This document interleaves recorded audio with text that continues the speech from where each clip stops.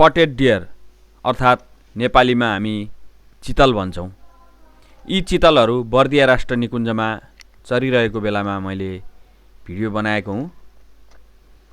यिनीहरू यता र उता दायाँ बायाँ हेरेर सतर्कता साथ चर्ने गर्दछन्।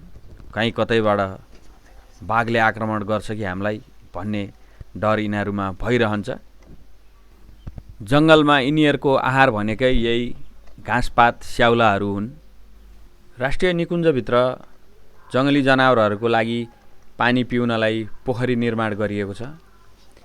धेरैवटा पोखरी ठाउँ ठाउँमा छ र पानी पनि प्रशस्त मात्रामै छ।